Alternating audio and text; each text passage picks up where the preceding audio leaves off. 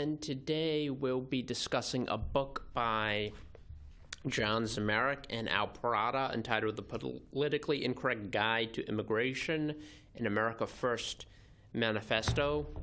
You're watching Books and Music Review, and this particular book focuses on one of the central issues of not only American politics, but global politics, particularly in Western nations, Western Europe, Eastern Europe as well, and Australia and North America, although it's come to the fore largely because of the 2016 presidential campaign, which resulted in the nomination and election of Donald Trump, who ran an explicitly America First campaign described by him as MAGA, Make America Great Again.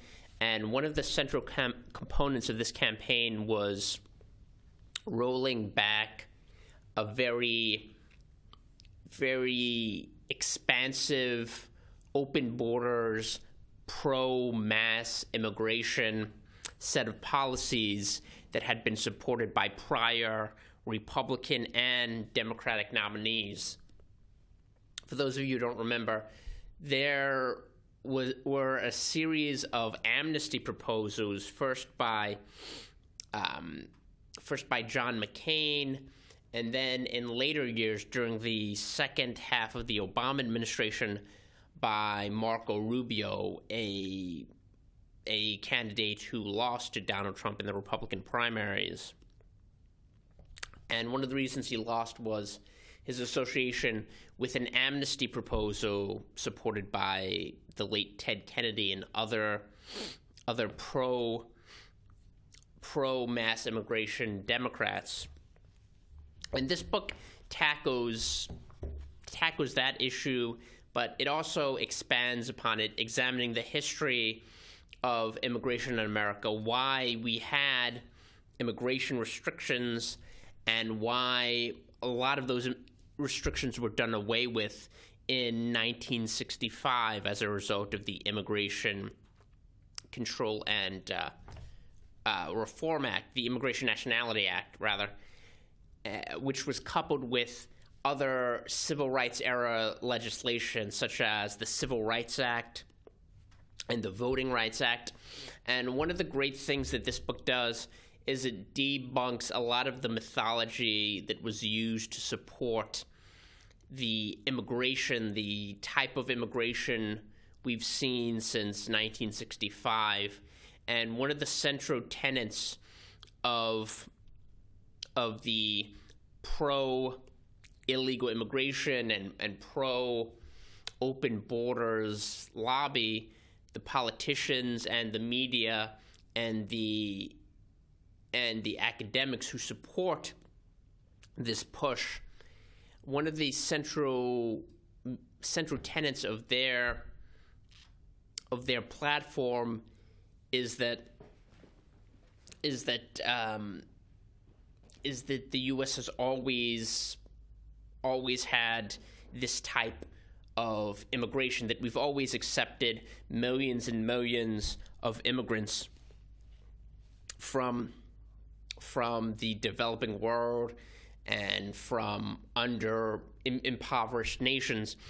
And the authors, John Zmirak and Perrotta, go a long way towards completely debunking this mythology. They explain how during previous waves of mass immigration, for example, during the mid-19th century, where you saw millions of Germans, say, and others in Central Europe who had taken part in failed revolutions trying to liberalize and democratize nations like Germany, a lot of them fled to the U.S. after these experiments failed and were crushed.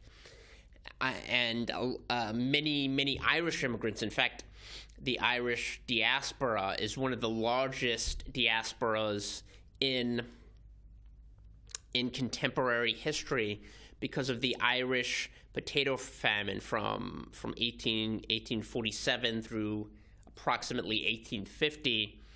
there were scores of Irish people who experienced starvation, and many of them died. And many of these Irish immigrants came over here on what's described as coffin ships, and the authors describe this process, and resettled in the United States. And also at the turn of the 20th century, in the late 1800s and the early 1900s, there were lots of immigrants from Southern and Eastern Europe, from Italy, from Poland, and beyond the Pale, what was called the Pale of Settlement. A lot of Eastern European and Southern European immigrants came here en masse. And the people who support amnesty for these millions of illegal aliens, and who support changing our laws so that we have more immigrants from the developing world, analogize what they're doing to brief periods in American history where we accepted millions of immigrants from what's known as the Third World, or from developing countries, which back then would include places like Ireland or Italy. But there are a number of problems with this analogy. As the authors point out, all of these periods, the critics of immigration at these periods did have some legitimate concerns, in the sense that these were very disruptive forces. It took a lot, even for Irish immigrants who knew English and theoretically were more easily integrated and assimilated into American society. There were vast disruptions trying to come to grips with and assimilate these newcomers. And as the authors point out, there might have been much more turmoil, and the experiment might not have worked if there hadn't, subsequent to these waves of immigration, if there hadn't been temporary but very somewhat lengthy halts to mass immigration. It wasn't as if the U.S. allowed millions of immigrants to come here in perpetuity. There were always these waves which were followed by restrictions and periods of integration and assimilation. In the case of Irish immigrants, into the civil service, and becoming part of the structure of American society. And furthermore, the immigrants that we're as the authors also point out, the immigrants that we're accepting now, it's not only a matter of there being no restrictions for the past half century or so. There's also you also have very different circumstances that prevail. A lot of the immigrants during this period would actually return. About somewhere between 20% and a third of the immigrants from, for example, Italy and Sicily and Southern Europe, they would actually return to Europe because they weren't able to succeed. And one of the prevailing conditions back then was that the people had to support themselves. Either they had to support themselves or their family had to support them. There wasn't a vast apparatus that existed in order to support them. So if you couldn't make a go of it in the United States, you had to return to your country. And that's something that just simply doesn't exist right now. We have Supreme Court decisions that not only mandate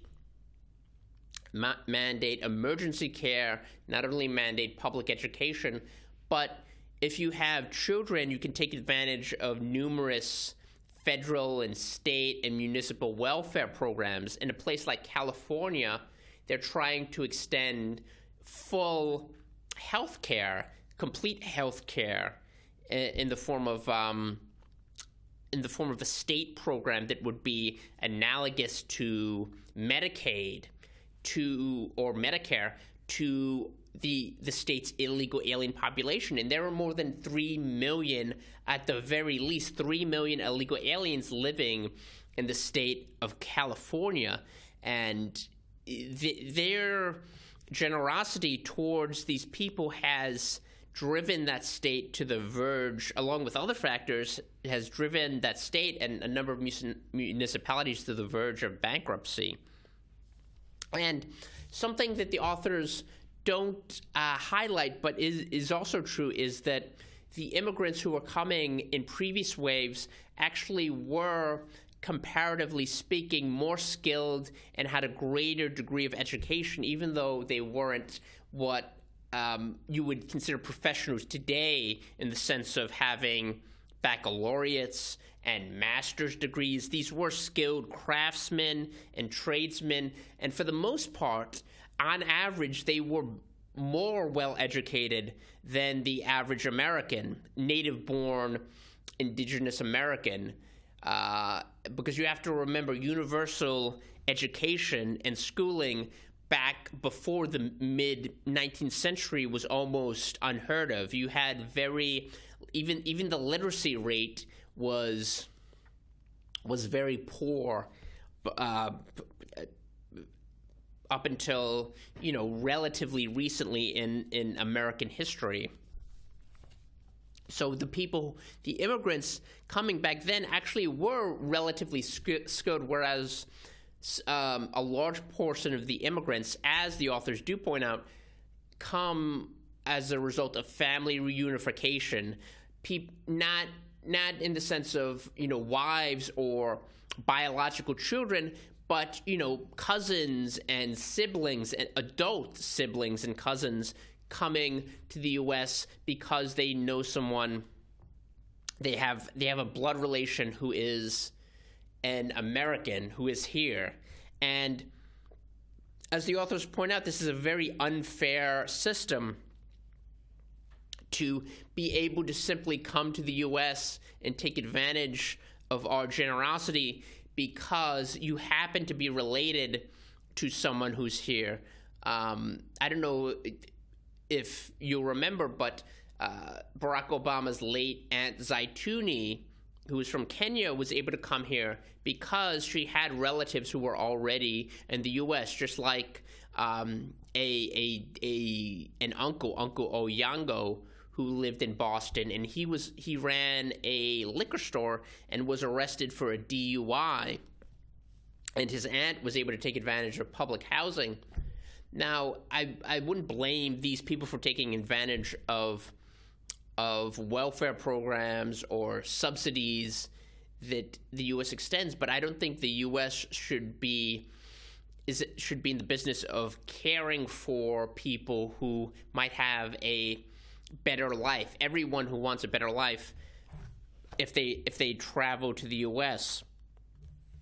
As it says just in the brief blurb on the back of the book, illegal immigration costs American taxpayers $116 billion a year. Millions of 19th century immigrants who couldn't make it to America went back home. The percent of foreign-born in the United States today is the highest since World War I, and this time we're not doing Americanization. In other words, we're not trying to integrate these people into American society. Over 700,000 foreign visitors to the United States in 2016 overstayed their visas. And this is a very important problem and a critical problem when you consider the potential national security threats. As the authors point out, the 19 hijackers on September 11th, they were all allowed in the U.S. through a Saudi visa program called Visa Express. So their entry into the U.S. was expedited, even though they came from a country that is very inimical to the U.S. We have a relationship with them because they have a lot of oil, but Saudi Arabia is a threat to the United States, and these people were direct threats. And yet the process of immigration here was expedited for them. In fact, some of the other hijackers, like Zacharias Moussaoui, who was able to enter the United States, or Ramzi Ben Al-Shib, who was denied entry, these other hijackers who would have been on those flights were prevented from coming here because of visa problems. And yet these 19 Saudis or 15 Saudis, there was also an Egyptian, Mohammed Atta, who was one of the lead hijackers, and someone who was Lebanese and someone from the United Arab Emirates. But most were from Saudi Arabia, and almost all of them were from the Gulf. And they were allowed to come here because of lax oversight and the desire to get them here to pay for their visas, rather than investigate whether they should actually be in this country in the first place. And they, John Zmirak and Perrotta, bring up their own family's heritage. John Zmirak was one of his ancestors was from Croatia, hence the name Zmirak. He was from Croatia, which was then part of the Austro-Hungarian Empire, and he escaped to the U.S. And Perrotta's family left Italy because of economic difficulties. But their experience was very different from what we see the experience of current immigrants are, particularly when you look at refugee resettlement.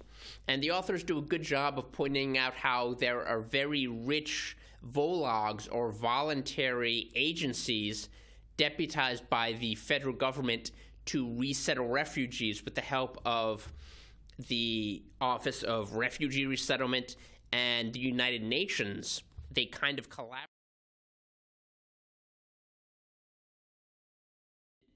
And in order to resettle refugees from third world countries to the United States. Now, this is a bad idea for a number of reasons, one of them being the fact that it costs so much more to bring these people halfway around the world from a place like Somalia or Syria to the U.S., when we could spend far, far less helping them in neighboring countries.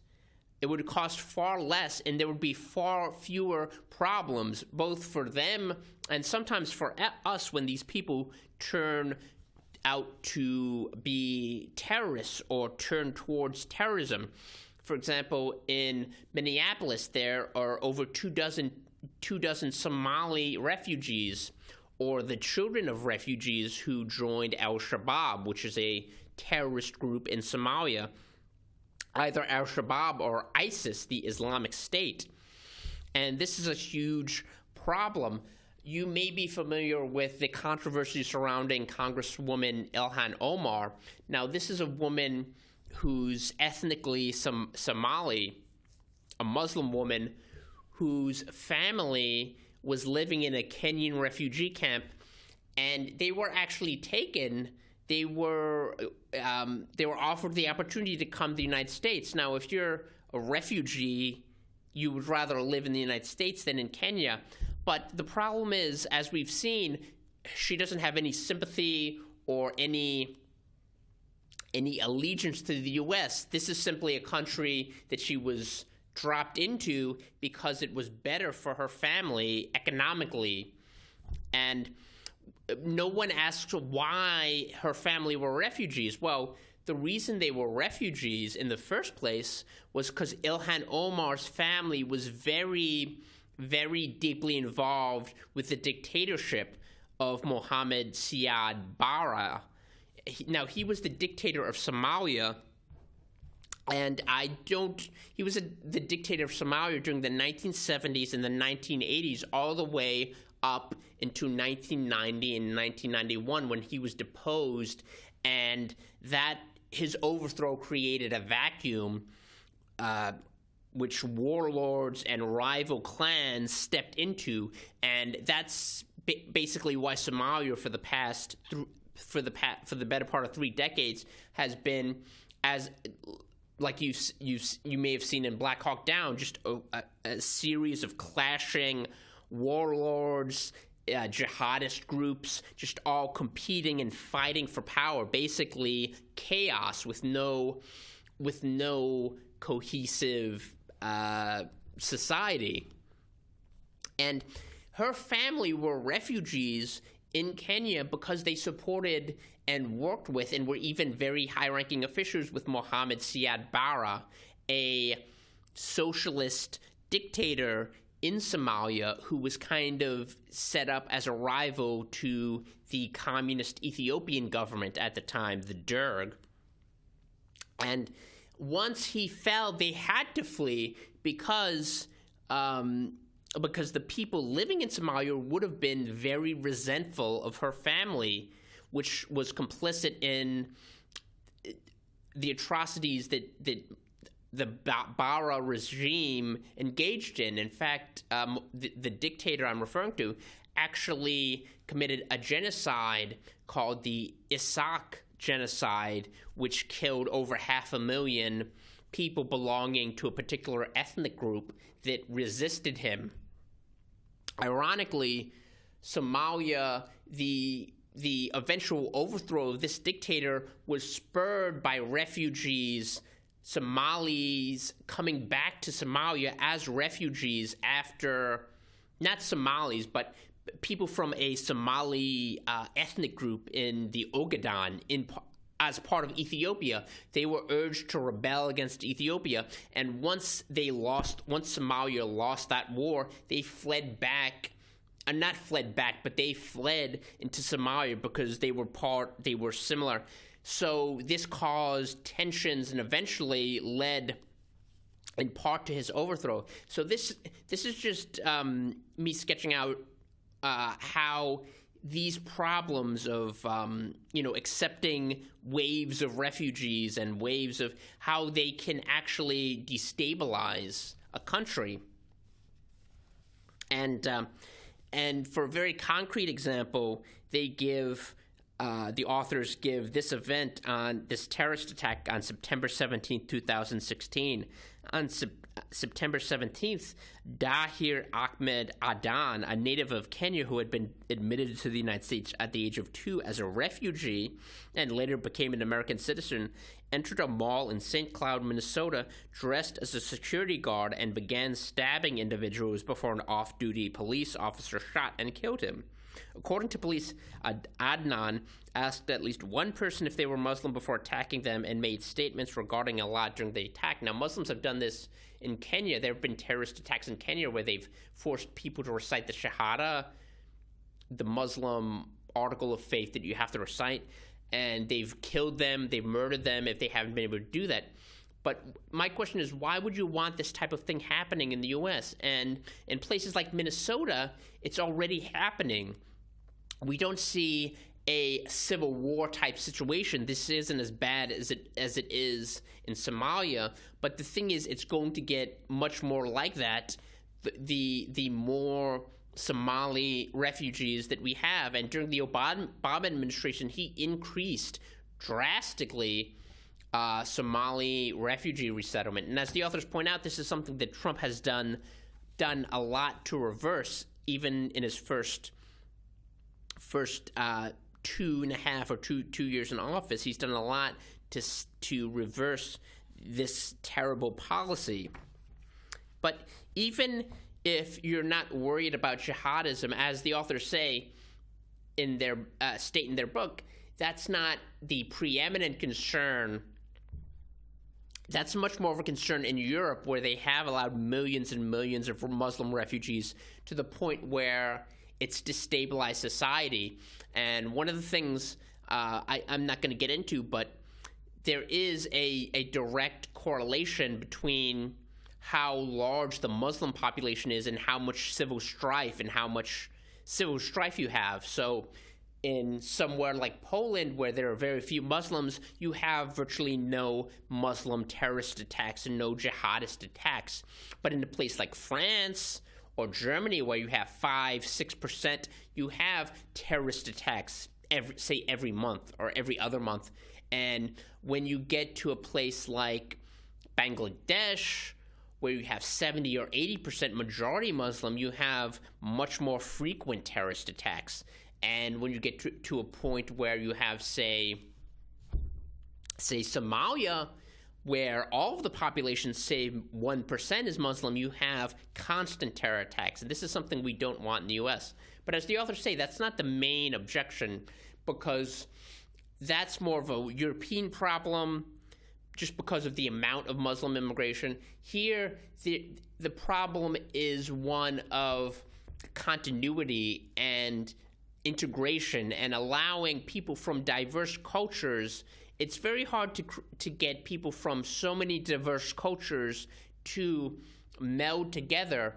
And if you're constantly having mass immigration from these countries year after year and not allowing people to adapt, to go out and live in neighborhoods and towns where the majority of people speak English and have American customs and they can interact, if you're short-circuiting that process by having continual immigration from these countries and not allowing them to integrate, not allowing the American culture to absorb them, then it's very bad for the political, for the polity, the way we interact through government and through our joint civic space. And as the authors point out, there are solutions to this. For example, Barbara Jordan, an African-American congresswoman who chaired a commission on immigration in 1996,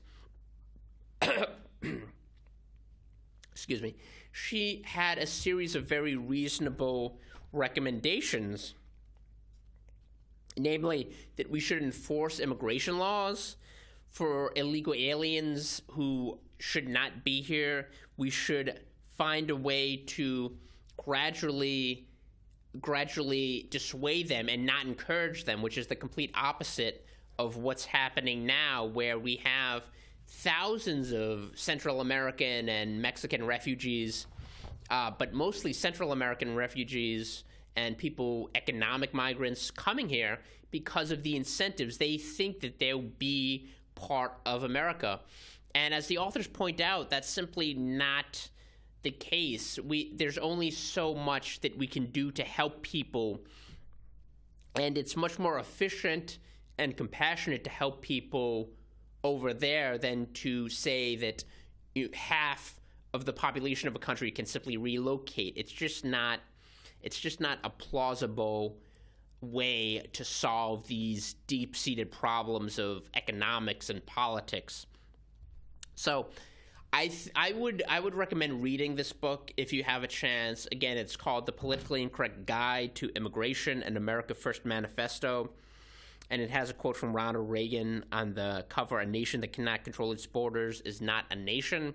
And they go into some of the failed policies of the Reagan administration and of previous administrations and how we could go about correcting them. But overall, I think the point is well taken, that immigration, you can't have a nation that does not have borders. Immigration is a good thing, but it's not an unqualified good. It needs to be managed, and it needs to be regulated and channeled in positive directions, not simply allowed as if it's a force of nature. And it was good speaking with you, and I'll see you the next time.